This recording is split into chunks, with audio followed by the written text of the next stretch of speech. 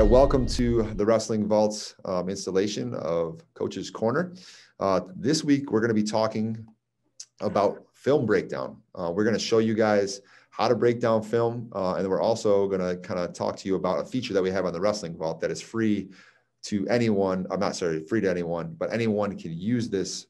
It does cost some money, but you don't have to be a member of the Wrestling Vault to take advantage of this feature. But we obviously want you to be a member of the Wrestling Vault. So we're going to get right to it about film breakdown. So Mitch, big part of for me for coaching is when we're breaking down our individuals film, especially getting towards the end of the year, giving guys certain things to work on, personalized kind of instruction. Talk to me about your film breakdown with your team.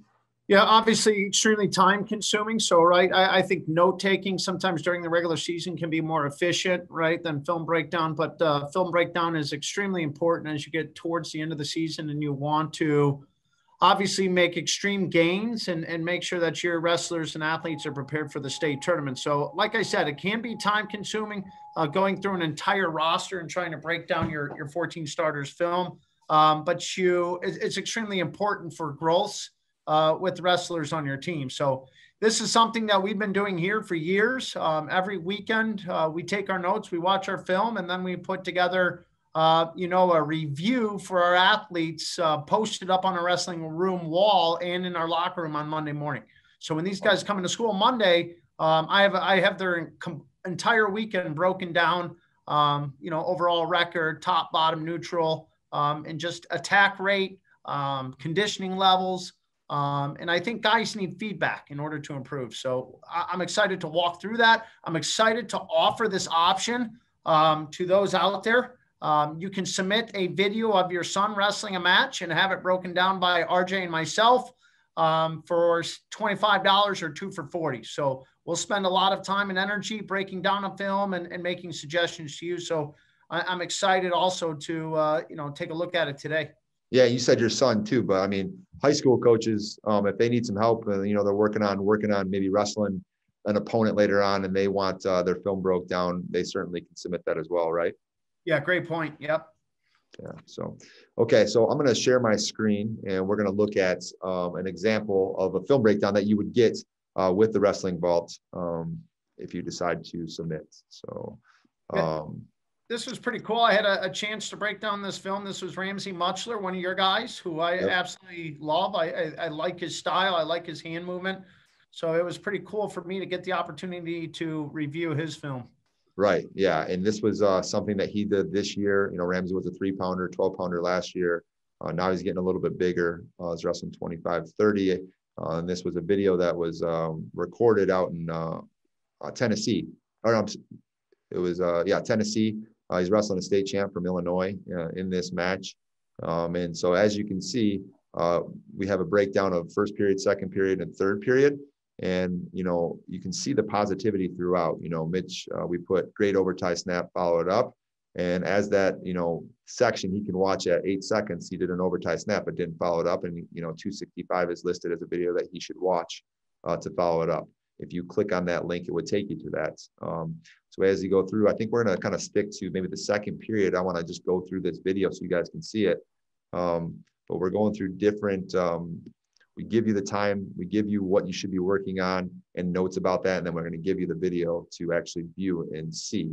So in the second period, Ramsey starts on top and there's a couple of videos right here. So let's watch those videos. We're going to watch 157. I'll go back and forth. So if I go to this is that start of that second period. And Ramsey starts on top. He goes to like a double thigh pry. Kid kind of sits to his butt, and as you'll see, he'll get an escape here. But if I break that down and go back, you can see that, at 157, we recommend that it has to have more forward pressure off the whistle, right? So if you look, this is linked to a video that from the Wrestling Vault of David Morgan teaching about how to get pressure off the whistle. So we don't need to watch that video. We just wanted you to see the functionality of it. And then 211 is also one, and that takes him to a breakdown drill. So Mitch does a breakdown drill. So getting forward pressure off the whistle from David Morgan, and then Mitch Hancock's drill of the breakdown drill.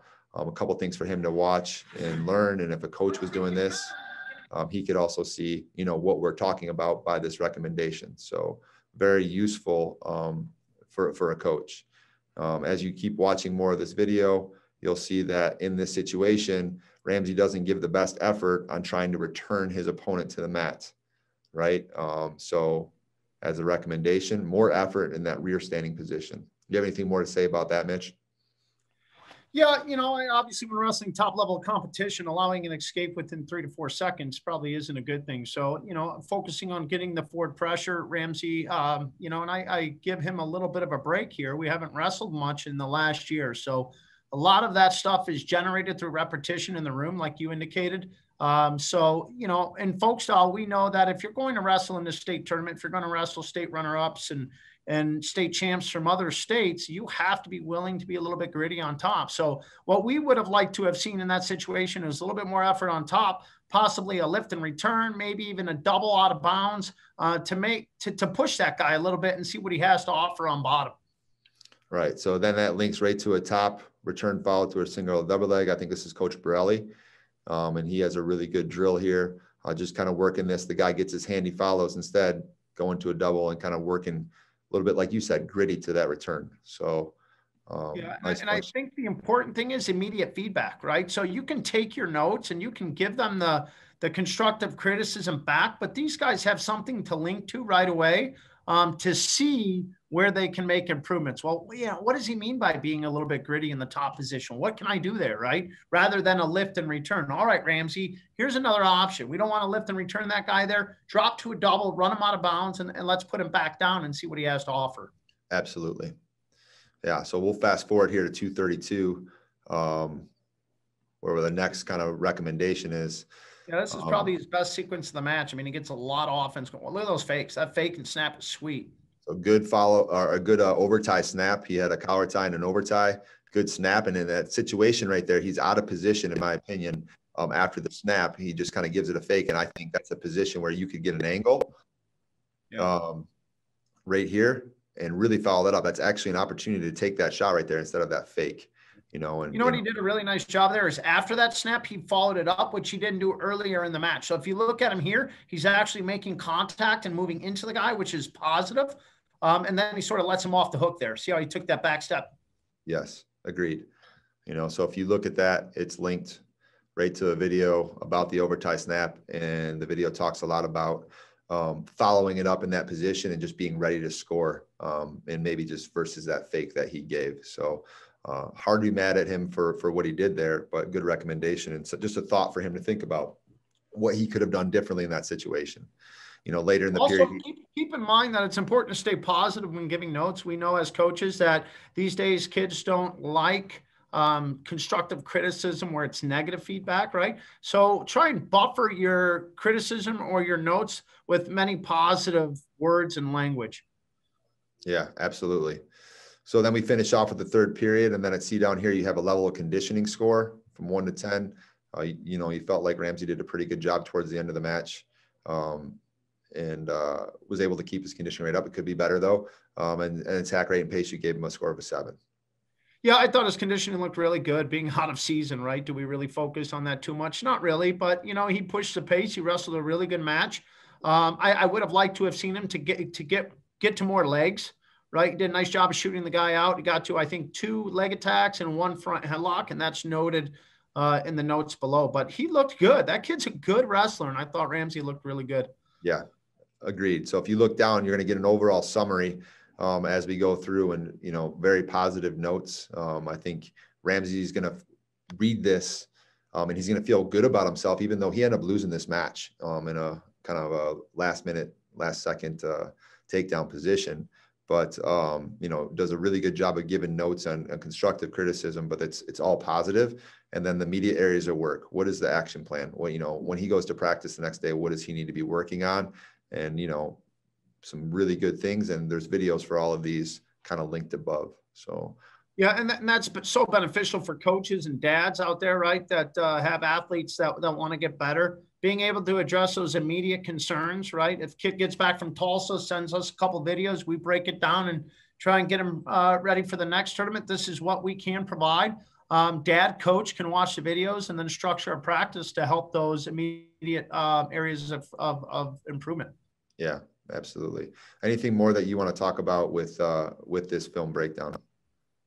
No, we're going to put it up on the Coaches Corner. Maybe we'll even put a template up there for other coaches to use with their programs. We're big on offering opportunities and resources to other coaches through the Wrestling Vault. So look for our Coaches Corner page to really grow here in the next few months so that we can help our fellow coaches across the country. Yeah, absolutely. We've done, this is our 4th installation, different topic every week, and they keep coming. So as you guys watch these and you see these, please contact us. Let us know what you specifically want to hear. But we are excited about the film breakdown piece. And just really, I think I'm excited about getting to know other wrestlers.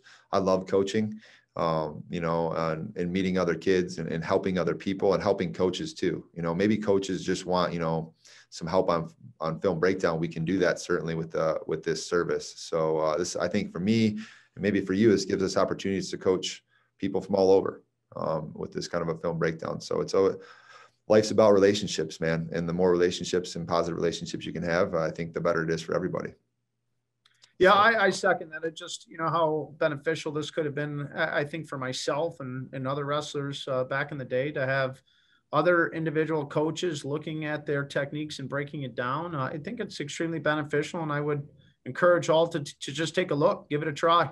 Yeah, you know what was interesting for me, Mitch, was, I kind of because it was my wrestler, I let you take the lead on the film breakdown. You did a phenomenal job, but it was nice because I feel like there's less emotional ties, and, you don't work in our room, you don't work with our kids. So it's a outside perspective to me, which is refreshing and very interesting, and it was a lot of the stuff that you mentioned was stuff that he's been getting coached at, but it's a different person telling him it.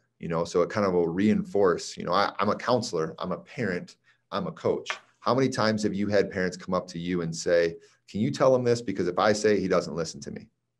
I get that all the time, and this is that opportunity. So dads, as you're coaching and you're getting frustrated because your kid won't listen to you, I know that was me. When I was in high school, when I was a youth wrestler, my dad would try to coach me and I didn't want anything to do with him.